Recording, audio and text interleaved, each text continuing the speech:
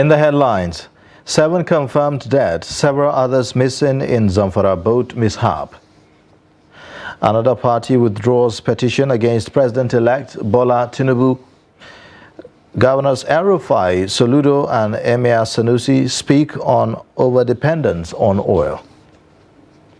On the foreign scene, French journalist Armand Soldin killed in rocket attack in Ukraine. Hello and welcome to the news update on Trust TV. I am Ayuba Ilya. Thanks for joining.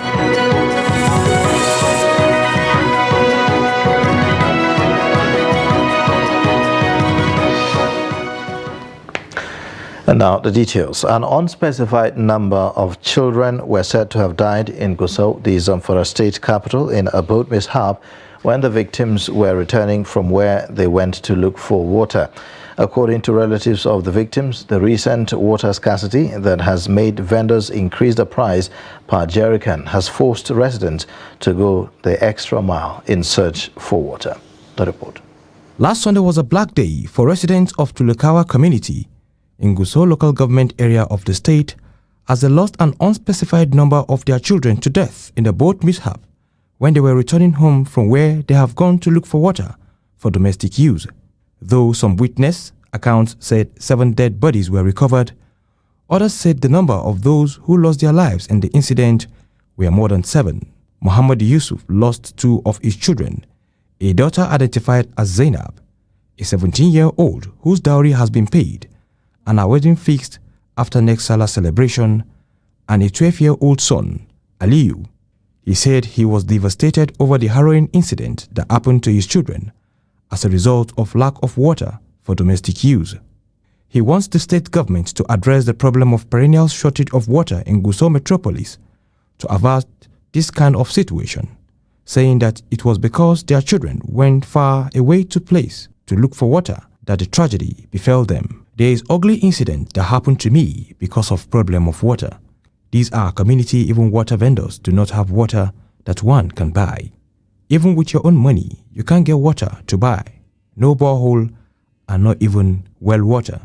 A relative of Zainab and Aliyu equally said they are pained because of the tragic incident which claimed the lives of 2 of her siblings and other children in the neighborhood due to the challenge of accessing water in Gusau metropolis. She lamented that they do not have well or borehole and called on the government to show empathy to them by providing borehole to the affected community so that they can access water with ease. 2 of the victims of the boat mishap are my younger ones because of this hard economic situation which compelled us to send our children to go and look for water. Shawulu Hassan, one of those who rescued the victims, narrated what transpired. We saw the boat, which was heavily loaded with load and people with water on their heads that resulted to it capsizing. When we noticed the boat capsize, we ran to help rescue the victims. We recovered 7 bodies and 6 persons alive. For some weeks now, some residents in Gusau metropolis have been suffering from shortage of water supply, and vendors of the commodity have increased the price from 50 naira to 70 or 100 naira, which made it difficult for people to afford due to the economic situation of the country.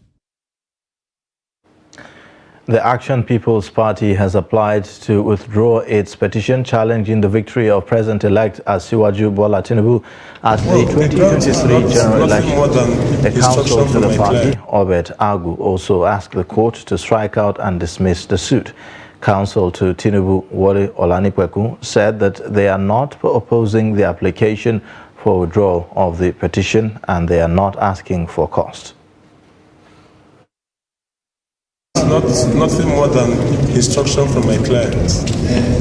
I was instructed and I had a brief to file a petition. I filed the petition.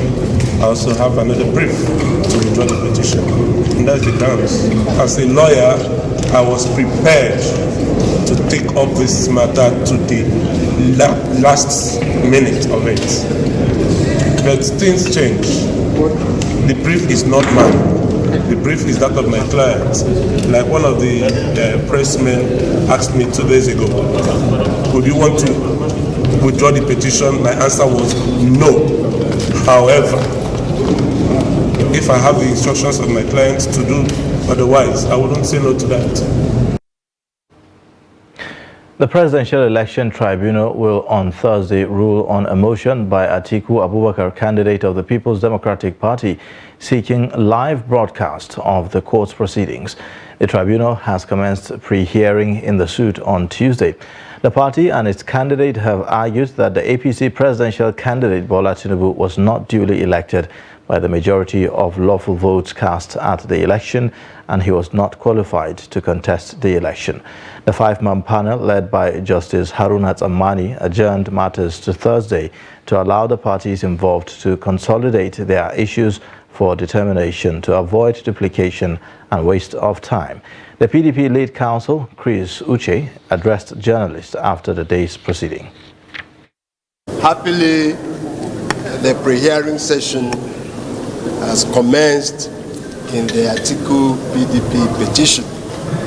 All the necessary preliminary issues have been dealt with, and we also brought up the issue of the motion on notice which we filed and which we served on all the parties in the case, and that is the motion for the live televising of the proceedings in this case, because we consider these proceedings very, very critical and important to the nation, one in which every Nigerian is a stakeholder. So this motion will come up perhaps on Thursday when this matter is adjourned to. It's been expected that the other parties will file their responses so that the court will take a decision on it. So we are coming back on Thursday.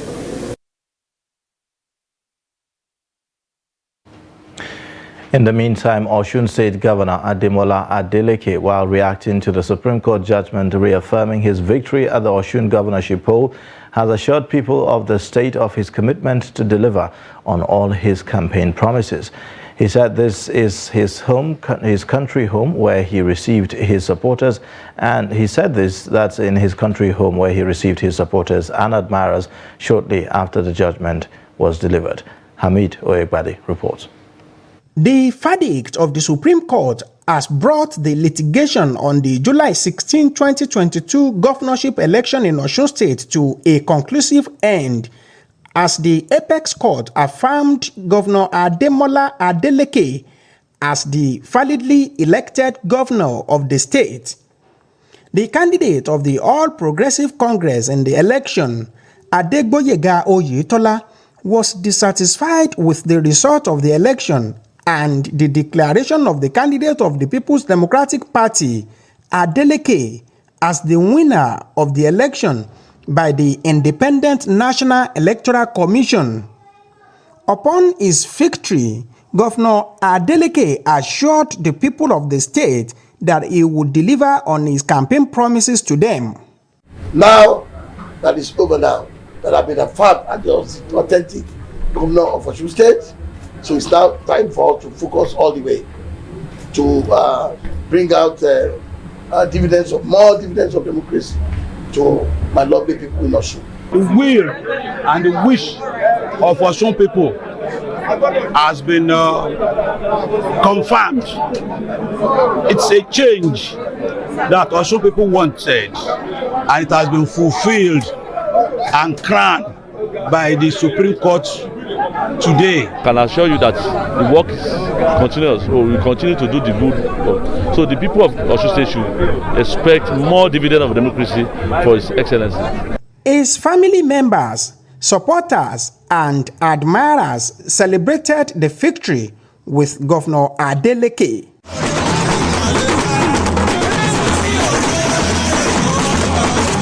I want to thank God Almighty for the victory of today, and this victory signifies that one with God is a majority. I want to thank them so much. I thank the people of Osun State for their love for His Excellency Senator Ademola Jackson Adeleke. I want to thank God for today's victory. God has done it for us again. Then I want to thank the judiciary for the judgment of today. You've done well, you've done so good. Today's victory you should know, looking at my face, you can see my face radiating. I'm so glad, I thank God. I dedicate this victory to God Almighty who made it happen. Meanwhile, the state remains peaceful and calm as residents are going about their normal businesses while security operatives are seen at strategic locations in Oshogbo, the state capital.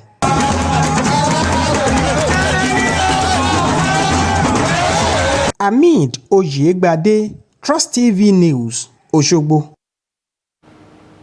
The All Progressives Congress consensus candidates for Speaker of the incoming 10th National Assembly, Tajuddin Abbas, says that they are reaching out to other aggrieved aspirants in order to have a peaceful House of Representatives. He stated this while speaking to journalists after a closed-door meeting with members of the Joint Task 10th Assembly in Abuja Tuesday night. Joint Task 10th Assembly is a multi-party platform of all the political parties that want seats in the incoming 10th House of Representatives. He expressed his happiness for being found worthy by the House as consensus candidate for the seat. On his part, the nominated Deputy Speaker, Benjamin Kalu, said his choice will expand the party's presence in the southeast, which is known to be an opposition stronghold. President Muhammadu Buhari will stay in London for dental treatment. The president is in the United Kingdom since last week for the coronation of King Charles III, but decided to extend his stay by a week at the instance of his dentist, who has already started attending to him. He was scheduled to return to Nigeria this week, but will now stay on. Special advisor to the president on media and publicity, Femi Adesina, in a statement said that the specialist requires to see the president in another 5 days for a procedure already commenced. The president's extended stay has sparked criticism for some at home, where many believe that he should prioritize domestic issues, including its security challenges. Police operatives in Katsina have arrested 72 suspected phone-snatching criminal gangs, armed robbers terrorizing residents for a long while. Parading the suspects at the command's headquarters in Katsina, the police spokesman CSP Gambo Isa said that the hoodlums were arrested at various locations in Katsina. Adeleke reports. Katsina residents have been suffering from the activities of local miscreants known as Kauraye for over a decade. The Kauraye groups, who are mostly drug addicts, move from one location to another, especially at the early hours of the night, unleashing mayhem on innocent residents. This time around, the groups changed tactics, where they engage in phone snatching and motorcycles thefts, inflicting injuries and killing their victims in the process. The command has carried out raids in various locations within the state, which include Sabor Ungwa, Gadaneli, Modoji, Tidin El Lihida, Kobran Dorawa, Jambongo Abatua, Filin Canada, Lambun Allaway, Ofar Marusa, Salawa, Chake, and even Tunas. Tunas is a village in Dusi local government area of the state. We also went there and raided a criminal hideout, arrested some dealers of Indian hemp. The police command in Katsina is also worried about the increasing involvement of some youth in banditry, rape, and other forms of criminalities. In its efforts and determination in the fight against banditry, we succeeded in arresting one Abdullahi Bala, male age 23 years of Bakai village, Ankara local government area. While appreciating the unflinching support the command is enjoying from the residents, the police spokesperson also warned that issues of phone snatching, which is new in Katsina, will not be taken lightly. My name is Abdurrahman Ibrahim. I belong to a phone snatching syndicate terrorizing residents of Katsina. I participated in the killing of some people. We used knives in inflicting injuries and killing our victims after snatching their phones. Commentators are attributing the increasing criminalities to abject poverty warning that the earlier the incoming administration develop a Marshall Plan to address the menace, the better. Abdullahi Imagery, Trust Television News, Katsina. You're watching the news update on Trust TV. Coming up shortly, we'll take a look at the motives of child adoption. Details of this and more after the break.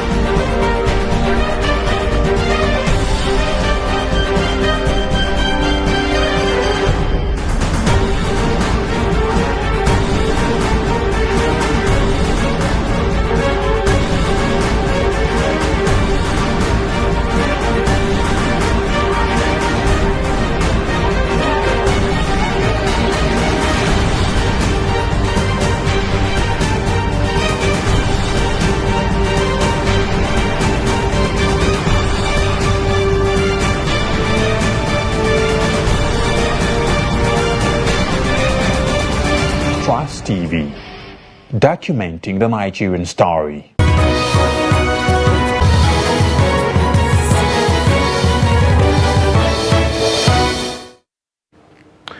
Welcome back. Time for us to take a look at the top stories again. 7 confirmed dead, several others missing in Zamfara boat mishap. Another party withdraws petition against President-elect Bola Tinubu. Now, moving on, Imagery students in Katsina are finding a new lease of life by enrolling in formal schools while attending the Quranic school where they beg to survive. For years, the Imagery system has been a controversial issue in Nigeria, with many children forced to leave their homes and families to attend Islamic schools where they are left to fend for themselves. Jamil Mabai visits their school and sends in this report. Aminu Lawal leading his classmates in prayer to mark the end of the morning Quranic session as part of a 13-hour daily Islamic traditional schooling system called Madarasa. He was brought to this Madarasa by his father 4 years ago under the care of his teacher Mujitaba. According to recent statistics, Nigeria has the highest number of out-of-school children in the world, with over 10 million children out of school. In Katsina State alone, there are over 1.5 million out-of-school children, with a significant number of them being Imagery students. The Imagery form of education is a traditional Islamic system of education that involves sending young boys to live with Islamic scholars to learn the Quran and the Islamic teachings. In the recent times, the system has been abused, with many Imagery students forced to beg on the streets to survive, while their education suffers.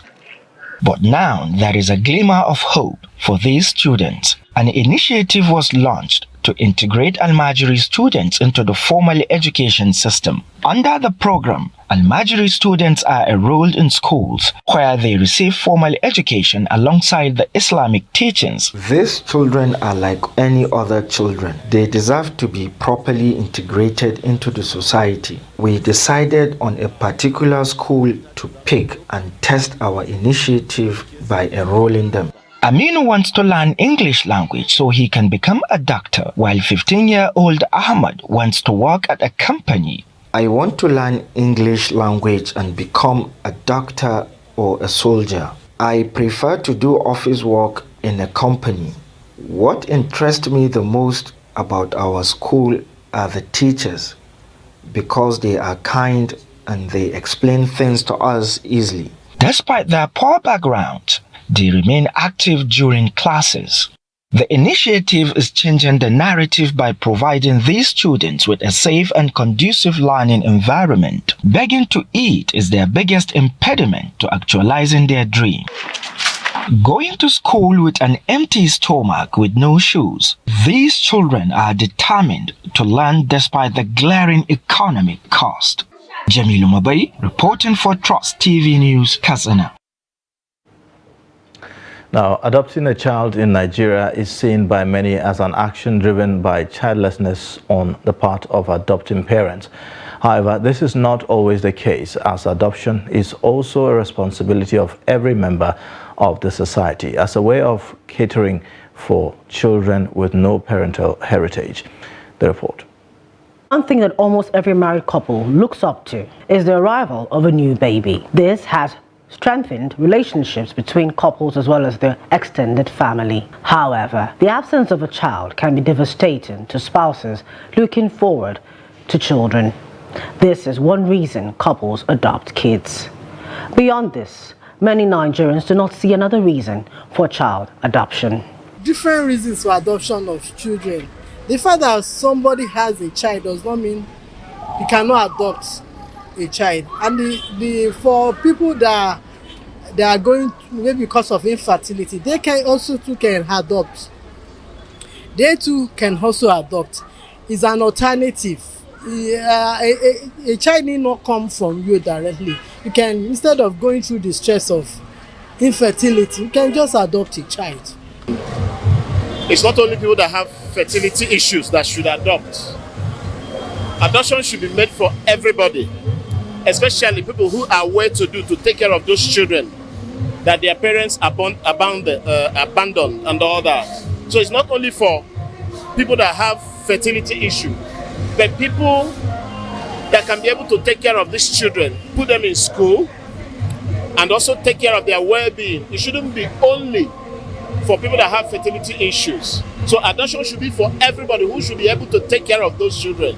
With the issues of fertility rampant among couples, adoption proves the only way out for some, while some other employ other means such as in vitro fertilization, popularly called IVF. In our country, I have seen that adopting a children has brought many problems to some families. But as for me, my own understanding as a Christian, so I didn't see anything wrong with that. Anybody can adopt. If you see those children that doesn't have parents, you can go and adopt a child. You can adopt an adult to start taking care of them. IVF is an advancement. It's a technological advancement. So it's something that will come to stay due to the prevailing circumstance of infertility, both in man and in woman. So there is every need for one to try the medical aspect, which is the IVF. You understand? To be able to get children, because children are the hallmark of every family. Children have grown to reach their full potentials without their biological parents, hence the need to encourage it among all who have what it takes to adopt a child. Political leaders, economists and policymakers converge on Abuja, Nigeria's capital, to x-ray the nation's economy and its ups and downs with a view to providing options that will help revamp the economy. Though considered the giants of Africa and one of the largest crude oil producers worldwide, Nigeria's overdependence on oil has left the country at the mercy of global oil prices. Trust TV's Chamunda Beng reports that the forum dwells on oil revenue, subsidy, private sector investment and the leadership in repositioning the ailing economy. Once a major booster of the country's GDP, the oil sector contributed a mere 4.34% in Q4 of 2022.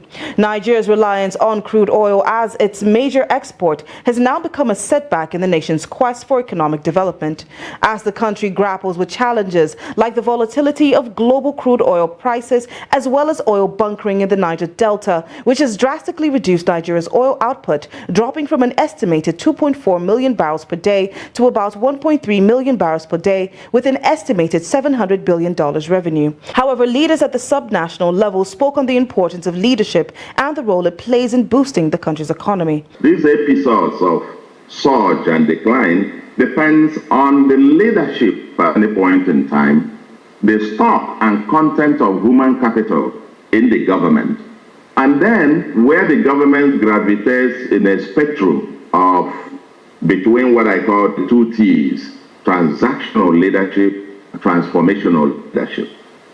Over the decades, you will find our leadership and performance and reforms gravitating between these two spectrums, one extremes of the extremes. Depending on where we are, we have either up or we go down. Political leadership matters. If you don't have political will to take very difficult decisions that may be unpopular in the short term, but solves long-term problems that the rest of the people may not see, but you know it has to be done, then you are in good shape. Nigerian leaders are concerned over the culture of blame game among the elite rather than focusing on pragmatic ways of addressing the pressing issues. However, the 18th Emir of Kano, Sanusi Lamido Sanusi, has a different view. I don't believe in covering up incompetence. I don't believe in being politically correct and not saying that something was not done properly. And if we want to really make progress in this country, we have to learn from the good and the bad. We have to see what we did right, but we also have to look at where we went wrong. If I have a new government on May 29 that tells me, oh, I'm going to continue paying this subsidy for the next 3 years, I'll fees over 3 years, I'm going to say you're not serious.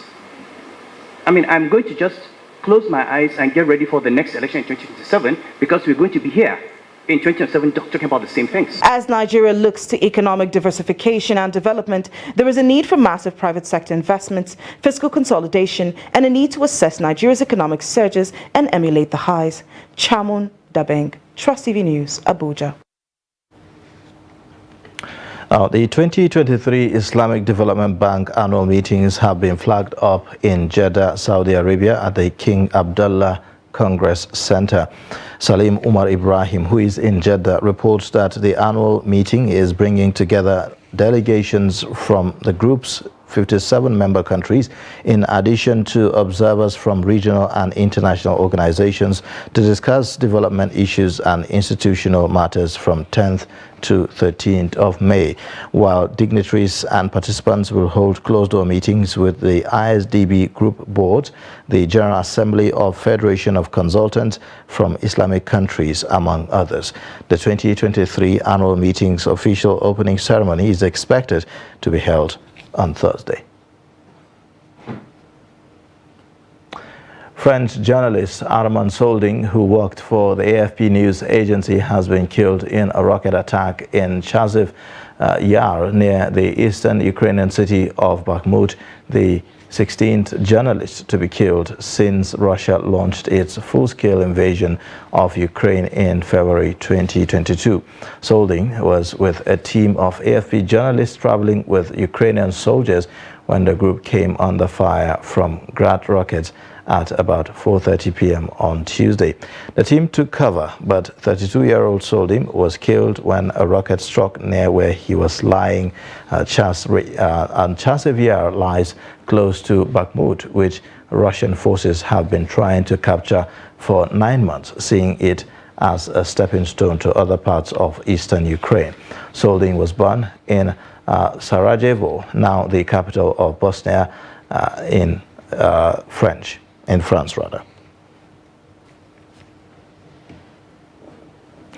And that's it for the news update. You can watch more via all our social media platforms and also on our YouTube live stream. I am Ayuba Ila. Thanks for watching. Bye for now.